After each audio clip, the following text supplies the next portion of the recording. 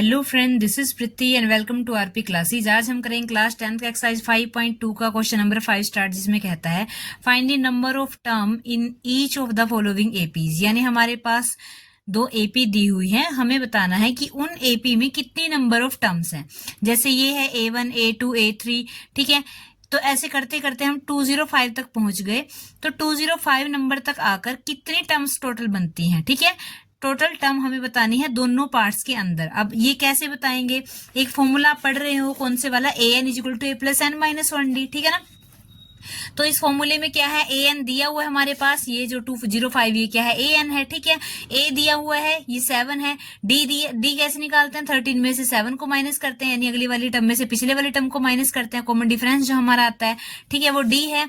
तो an की value put करेंगे, a की वैल्यू पुट करेंगे, d की वैल्यू पुट करेंगे, तो सिंपली हमारे पास n की वैल्यू आ जाएगी, यानी कि नंबर ऑफ टर्म्स की वैल्यू हमारे पास आ जाएगी। अब देखो इस क्वेश्चन को लिखना कैसे है और करना कैसे है वो आप इधर देखिए।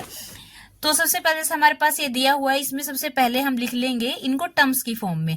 टर्म्स की फॉर्म में कैसे, जैसे A1 क्या है हमारे पास 7 है, A2 क्या है हमारे पास 13 है, A3 क्या है हमारे पास 19, और ऐसे करते करते AN हमारे पास आ गया। AN हमारे पास कितनी है 205, ठीक। तो तीन चीजों की जरूरत पड़ती है हमें उस फॉर्मूले के लिए, A की, D की और AN की। तो A है हमारे पास, AN है हमारे पास, D कैसे निकालेंगे, D होता है कॉमन डिफरेंस, यानी कि अगली वाली टर्म में से जब हम पिछली वाली टर्म को माइनस करते हैं तो वो जो डिफरेंस आता है वही हमारा D होता है। यानी कि A2 में से A1 को माइनस करना है। A2 में से अगर हम A1 को माइनस करेंगे तो A2 कितना है 13 और A1 क्या है 7 है, तो 13 में से 7 को माइनस किया 6 आया। इसका मतलब क्या हुआ कि जो D है हमारे पास वो कितना आ गया, 6 आ गया। D आ गया 6, AN कितना है 205 और A कितना है हमारे पास 7 है। बस इस फॉर्मूले में पुट करेंगे हम, AN is equal to A plus n minus 1D।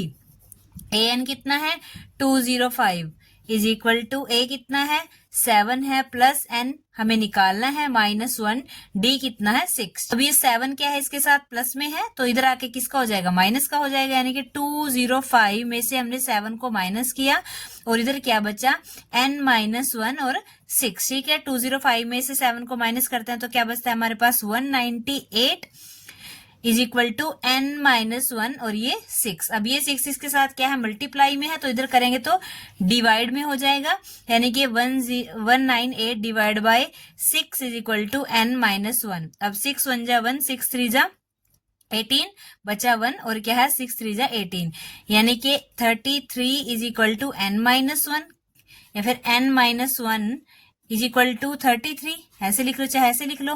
फिर क्या होगा, n को इधर रखा और 1 को उधर लेके चले गए, n इज इक्वल टू 33, 1 उधर आया प्लस 1, तो n की वैल्यू कितनी आ गई 34। यानी कि इसमें जो ये हमारे पास AP दी हुई है जो 205 तक पहुंचती है, इसमें हमारे पास टोटल टर्म्स कितनी आ गई 34, ठीक है। उसमें टोटल टर्म कितनी बनी हमारे पास 34। तो नेक्स्ट पार्ट में भी देखो आप, इस तरह से सबसे पहले इसको ठीक करके लिखेंगे हम। 18 है, 15 इसको ठीक करके लिखेंगे, 15 2 जा कितना 30, 30 प्लस 1 कितना 31 डिवाइड बाय 2, ये है 13 और ये क्या है 47। सबसे पहले इसको हम किसकी फॉर्म में लिखेंगे, टर्म्स की फॉर्म में। A1 कितना है हमारे पास 18, A2 कितना है हमारे पास 31 डिवाइड बाय 2, A3 आया हमारे पास 13 और AN हमारे पास आया 47। अब उस फॉर्मूले के लिए हमें A चाहिए, ठीक है, AN चाहिए और क्या चाहिए D चाहिए, तभी हम n की वैल्यू निकाल सकते हैं, यानी कि नंबर ऑफ टर्म कितनी है। -47 तक आ गई टर्म, तो इसमें कितनी नंबर ऑफ टर्म्स बनती हैं ये हमें निकालना है, यानी n निकालना है ना। तो n के लिए हमारे पास वही फॉर्मूले का यूज करेंगे हम, AN is equal to A plus n-1D। वहां पे A चाहिए, AN चाहिए और क्या तीसरी चीज क्या चाहिए, D चाहिए। तो D कैसे निकलता है, D होता है कॉमन डिफरेंस, यानी कि A2 में से A1 को माइनस करेंगे।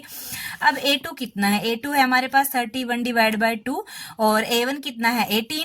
अब इसका एलसीएम लेना पड़ेगा, एलसीएम लेंगे क्या आएगा 2 आएगा, 2 को 2 से किया 1 आया, 1 को 31 से मल्टीप्लाई किया 31 आया, 2 को 1 से किया 2 आया, 2 को 18 से मल्टीप्लाई करेंगे कितना आएगा 36 आया। 36 में से 31 को माइनस करेंगे, प्लस माइनस माइनस होगा, 36 क्या है बड़ा है, यानी कि निशान क्या है बड़े के आगे जो है वही आएगा। तो 36 में से 31 को माइनस के 5/2 आया, यानी कि D की जो वैल्यू है हमारे पास आ गई माइनस के 5/2, डी की वैल्यू कितनी है माइनस के 5/2। आगे तीनों वैल्यूज अब हम क्या करेंगे, वैल्यू करेंगे पुट तीनों की तीन फॉर्मूले में। A N is equal to A plus n minus 1d। A N कितना है 47 माइनस 47, ठीक है, माइनस 47। ए वन कहो या ए कहो, कितना है 18 प्लस में n नहीं है हमारे पास, और d कितना है माइनस के 5/2, ठीक। अभी 18 इधर प्लस का है, उधर आके किसका हो जाएगा माइनस का हो जाएगा। तो क्या करेंगे, माइनस के 47, ये 18 इधर आ गया, माइनस के 18 is equal to n minus 1, और साथ में क्या है माइनस के 5/2, ठीक है। अब माइनस माइनस प्लस होता है, तो 47 में 18 को ऐड करेंगे तो कितना आएगा 5 1 4 1 5 65, माइनस माइनस प्लस हो जाएगा तो दोनों को ऐड करेंगे 65 होगा, वो भी किसका माइनस का। इधर क्या बचा n माइनस 1 और माइनस के 5/2, ठीक है। अब ये 5/2 इधर किस क्या है, इसके साथ मल्टीप्लाई में है, तो इधर आके क्या हो जाएगा डिवाइड में हो जाएगा, यानी कि रिवर्स हो जाएगा ये, ठीक है। माइनस के 65 इंटू में ये 5/2 है, इधर आके 2/5, माइनस के 2/5, माइनस से माइनस कैंसिल, 5 1 जा 1, 5 1 जा 1, 5 3 जा 15, ठीक है 13। ये क्या है हमारे पास 13 मल्टीप्लाई 2, इधर ये बचा ना, और इधर क्या बचा हमारे पास n माइनस 1, ठीक है, क्या बचा इधर हमारे पास n माइनस 1।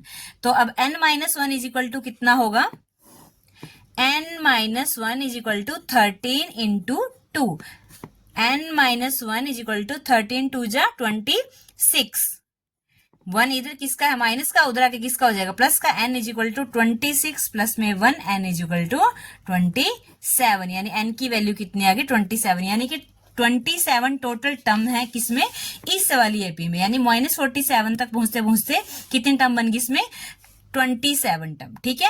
तो अगर आपको वीडियो अच्छी लगी, क्वेश्चन अच्छे से समझ में आया, तो आप वीडियो को लाइक कीजिए, शेयर कीजिए और सब्सक्राइब कीजिए हमारे चैनल को।